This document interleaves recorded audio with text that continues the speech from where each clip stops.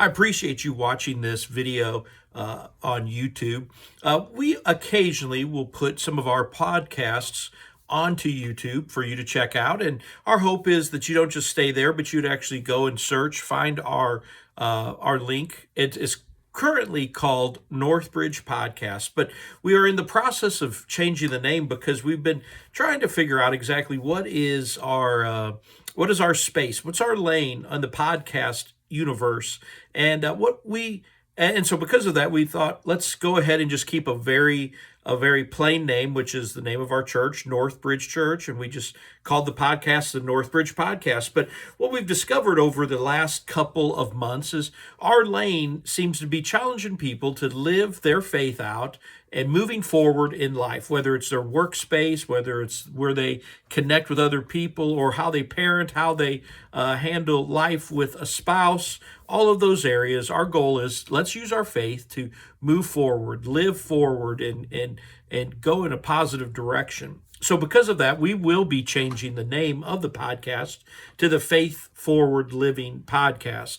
And so without any further ado, just want to share with you this week's installment of Faith Forward Living. And I say to you, welcome back to Faith Forward Living, where we talk about practical ways to live with purpose, lead with wisdom, and bring faith into everyday life, at home, in relationships, and in the workplace. I'm glad you're with me today. My name's Tony Turner. Today we're talking about one of the most overlooked habits that can completely change your life, your relationships, and your influence in the world around you. I'm talking about reading. One of the most important habits that you can develop is the habit of reading. Because here is the truth. If you're not taking in truth, you won't have much to give out. If you're a parent, what you pour into your kids comes from what's being poured into you. If you're leading at your work environment, your thinking determines your leadership. If you want to make a difference in life, you're going to have to be a person who is growing in life. And we say this often. Growing organizations require growing leaders. Leaders grow by learning. Podcasts help. Clearly they help. Mentors help. Experience helps. But reading helps in a very unique, very specific way. Leading stretches your thinking. It stretches your minds in unique and interesting ways. Here's a simple principle for you. Every leader is a reader. Now, not all readers are leaders, but every effective leader I've ever met in planet Earth over my years have been ultimately people who read complex things, people who read unique things, people who stretch themselves and read regularly and often. Why is this? Because leaders have to think further ahead and out beyond the horizon where normal people don't think about. You can't lead well if you're thinking at some level where everyone else is at. Reading expands our perspective into this. It sharpens our ability to make judgments, and it will give you language and ideas and insights that you wouldn't have any other way. So where do I come from here? What's my biblical perspective in this? Well, I think of a very powerful moment where Paul is in prison and he knows he's in the end of his life, and he is inviting his friends, despite the fact that he's in prison and that he's cold and that he knows that he's about to die. He asks for something very specific. He says, "Bring me my books." Think about that. After everything he's done, the fact that he has met Jesus face to face, everything he's learned, all the books that he has written that have shaped the New Testament and shaped the New Testament church, everything he's experienced, he still wants to grow. Even at the end of his death, he wants his books near him. That's a mindset of someone who never stops learning. That's a mindset of someone who never stops becoming. And if Paul valued learning and reading like that, we should as well. So let's be honest. Life is full. It is demanding. It is busy. Family is sucking everything from us. Typically, schedules are packed. So the question becomes, how do you actually build reading into your life? I want to give you just a couple of practical suggestions here.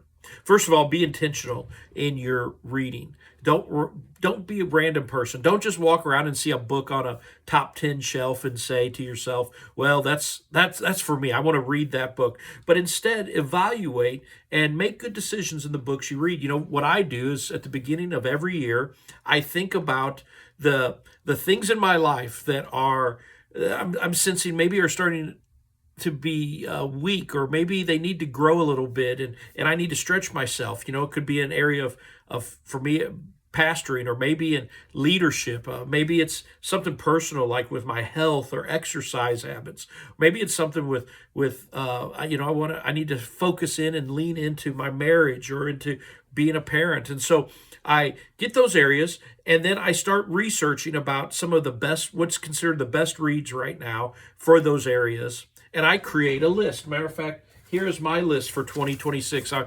highlighting the books that I've already read, and you can see I've got several books still that are not. And there's multiple pages here that I have of this book or this list. Those are the things that I am reading and committing to reading in 2026. Do I have to have this list totally completed on January 1st of the year? No, absolutely not. There will be things I will add to this list as occasions arrive, but I have a formal plan to help me work through that. Also, what I would say to you, if you've got a packed schedule, schedule your reading. Schedule time for reading. You don't need hours. If you just need consistency. If you're hitting it, for me, I say, okay, 5 days a week, I want to be reading. I want to be in a book beyond, I might add, beyond reading God's word in my quiet time. But I want to spend at least 15 minutes a day on a regular basis. That's all I need. 15 minutes a day will add up to reading more than 24 books in 1 year's time. Think about that. Most people I know, they'll read 2, 3, maybe 4 books in a year's time. But the idea of reading 26 books in a year, what could you do with that? Well, one of the things you could do is that will ultimately, over a lifetime, you'll read over 1,000 books. That's a level of having multiple master's degrees in a lifetime. So think about that. The other thing I would say with scheduling is find the time for you that is great for reading. I don't know what that might be. It might be early morning. It might be over your lunch break. It might be right before you go to bed. Take 15 minutes to read, but make it part of your rhythm in life. Another thing I would suggest is not just read a book, but engage with that book. Allow that book to engage with you. Respond to the book as you're reading. What does that mean? Underline things. Write notes. Pause and think. Sometimes I'll come across a quote that I really like, and so I respond to it by putting it on my social media. I'll ask questions of it. I'll allow that to bounce around in my mind. A book will become valuable when it changes how you think, not just what you think. Sometimes what I'll do is I'll stop the reading and I'll reflect on what I'm reading because it's challenging me to grow. It's challenging me to go deeper. Reading is one of the most powerful habits that you're going to be able to build because when you grow, everything around you grows. Your thinking improves, your decisions will improve, your relationships will improve, your leadership improves. You don't have to read everything, as we've already said, but you do have to keep growing in your life because at the end of the day, leaders are readers, and your life will expand as your thinking expands as well. Thank you for joining me today on Faith Forward Living, where we talk about practical ways to live with purpose, lead with wisdom, and bring faith into everyday life, at home and in relationships and in the workplace. If this has been something that has helped you, like it, and maybe allow your friends post this on your page, and allow friends and neighbors to share this with you as well. Until next time, keep learning, keep leading, and keep moving forward in faith.